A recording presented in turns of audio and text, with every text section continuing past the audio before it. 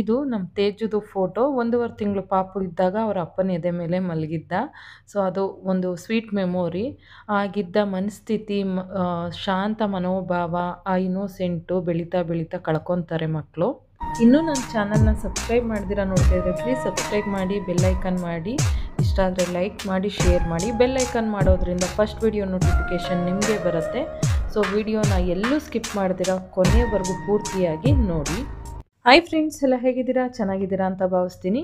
ಇದು ಎಲ್ಲರೂ ತಾಯಂದಿರು ಮತ್ತು ತಂದೆಯಂದರು ಪೋಷಕರು ನೋಡಲೇಬೇಕಂತಹ ವಿಡಿಯೋ ಆಗಿರುತ್ತೆ. ಇದು ಏನಪ್ಪ ನಾನು ಏನು ಹೇಳೋದಕ್ಕೆ ಹೊರಟಿದ್ದೀನಿ ಅಂತ ಅಂದರೆ, ಮಕ್ಕಳಿಗೆ ಶಿಕ್ಷೆ ಕೊಡುವ ಪ್ರತಿ ಪೋಷಕರು ಈ ವಿಡಿಯೋನ ನೋಡಲೇಬೇಕು. ಯಾವ ಮಕ್ಕಳು ತಪ್ಪು ಮಾಡ್ದಿರ ಬೆಳೆಯೋದೇ ಇಲ್ಲ. ಪ್ರತಿಯೊಂದು ಮಕ್ಕಳು ತಪ್ಪು ಮಾಡೇ ಮಾಡ್ತಾರೆ ಒಂದೊಂದು ಟೈಮಲ್ಲಿ. ಸೊ ಅವರಿಗೆ ಅದನ್ನು ತಿದ್ದಿ ತಿಳಿಸಿ ಹೇಳಬೇಕು, ಇದು ತಪ್ಪು ಇದು ಸರಿ ಅನ್ನೋದನ್ನು.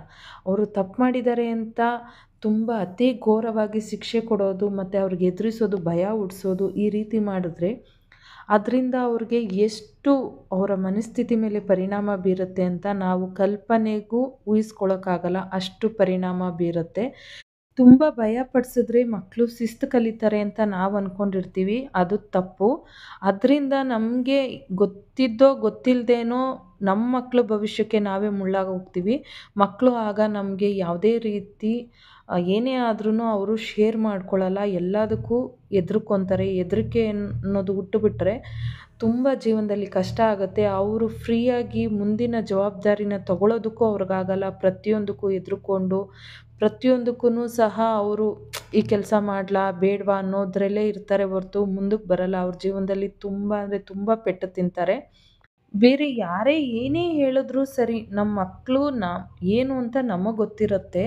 ಸೊ ಅವರು ಹೇಳಿದ್ದನ್ನು ನಾವು ಕೇಳಿಕೊಂಡು ಮಕ್ಕಳಿಗೆ ಶಿಕ್ಷೆ ಕೊಡೋದಾಗಲಿ ಅಥವಾ ಅವ್ರನ್ನ ಎದುರಿಸೋದಾಗಲಿ ಮಾಡೋದು ಬಿಟ್ಟು, ಅವ್ರು ಏನು ಒಳ್ಳೆ ಕೆಲಸ ಮಾಡ್ತಾರೆ ಅದನ್ನು ಗುರುತಿಸಿ ಅವ್ರಿಗೆ ಪ್ರೋತ್ಸಾಹ ನೀಡಬೇಕು. ಮತ್ತು ಅವ್ರಿಗೆ ಯಾವ ರೀತಿ ಯಾವುದರಲ್ಲಿ ಅವ್ರಿಗೆ ಆಸಕ್ತಿ ಇದೆಯೋ ಅದರಲ್ಲಿ ಆ ಫೀಲ್ಡಲ್ಲಿ ಅವ್ರಿಗೆ ಹೋಗೋದಕ್ಕೆ ಬಿಡಬೇಕು. ಆಗ ಅವ್ರ ಟ್ಯಾಲೆಂಟ್ ಏನಿದೆಯೋ ಅದು ಹೊರಗಡೆ ಬರುತ್ತೆ. ಮತ್ತು ಅವ್ರ ಮಧ್ಯೆ ನಿಮ್ಮ ಮಧ್ಯ ಫ್ರೆಂಡ್ಲಿ ಆಗಿರಬೇಕು. ಅಪ್ಪ ಅಮ್ಮ ಅಂದರೆ ಎದುರುಕೊಂಡು ಭಯ ಪಟ್ಕೊಂಡು ಇರೋದಲ್ಲ, ಫ್ರೆಂಡ್ಲಿ ಆಗಿರಬೇಕು. ಅವರು ಮೊದಲಿಗೆ ಏನಾದರೂ ತಪ್ಪು ಮಾಡಿದ್ದಾರೆ ಅಂತ ಗೊತ್ತಾದರೆ ಅದು ತಪ್ಪು, ಈ ರೀತಿ ಮಾಡಬಾರ್ದು ಅಂತ ತಿದ್ದಿ ತಿಳಿಸಿ ಹೇಳಿ ಕ್ಷಮೆ ಕೇಳೋದನ್ನು ಮೊದಲು ಕಲಿಸ್ಬೇಕು ಮಕ್ಕಳಿಗೆ. ಏನೇ ಆದರೂ ನಾವು ತಪ್ಪು ಮಾಡಿದ್ದೀವಿ, ಸಾರಿ ಅನ್ನೋ ಪದನ ಅವರು ಕಲಿಬೇಕು. ನಾನು ಏನಕ್ಕಪ್ಪ ಇದನ್ನು ನಿಮ್ಮ ಹತ್ರ ಶೇರ್ ಮಾಡ್ತಾಯಿದ್ದೀನಿ ಅಂದರೆ, ನಮ್ಮ ಮನೇಲೂ ಈ ಇನ್ಸಿಡೆಂಟ್ ಆಗಿದೆ. ಅವನೇನೂ ಮಾಡಿರೋದಿಲ್ಲ, ಬೇರೆ ಯಾರೋ ಹೇಳಿದ್ರು ಅಂದ್ಬಿಟ್ಟು ನಾವು ಅವನಿಗೆ ಮಾತಾಡಿದ್ವಿ ಕೋಪದಲ್ಲಿ. ಅದು ಅವನು ಒಂದು ಮಾತಂದ, ಅಮ್ಮ ಬೇರೆಯವ್ರ ಮೇಲಿರೋ ನಂಬಿಕೆ ನನ್ನ ಮೇಲಿಲ್ವಾ ಅಂತ ಒಂದು ಮಾತು ಕೇಳ್ದ. ಹಾಗಾಗಿ ನಾನು ನಿಮ್ಮ ಹತ್ರ ಈ ವಿಚಾರನ ಶೇರ್ ಮಾಡ್ಕೊತಿದ್ದೀನಿ. ಈ ವಿಷಯದಲ್ಲಿ ಏನು ಅಂದರೆ, ಎಲ್ಲ ಪೇರೆಂಟ್ಸು ಇದೇ ಮಾಡ್ತಾರೆ. ಕೆಲವೊಂದು ಪೇರೆಂಟ್ಸ್ ಯಾವ ರೀತಿ ಅಂದರೆ, ತಮ್ಮ ಮಕ್ಕಳು ಏನೋ ತಪ್ಪು ಮಾಡಿದ್ದಾರೆ ಅಂತ ಗೊತ್ತಾಗಿದ ತಕ್ಷಣ ಹೊಡೆಯೋದು ಬಡಿಯೋದು ಈ ಥರ ಎಲ್ಲ ಮಾಡ್ತಾ ಇರ್ತಾರಲ್ವ. ಸೊ ಹಾಗಾಗಿ ನಾನು ಹೇಳ್ತಾ ಇದ್ದೀನಿ, ಮಕ್ಕಳಿಗೆ ಎದುರಿಸ್ಬೇಡಿ, ಬೆದರಿಸ್ಬೇಡಿ, ಫ್ರೀಯಾಗಿ ಬಿಡಿ.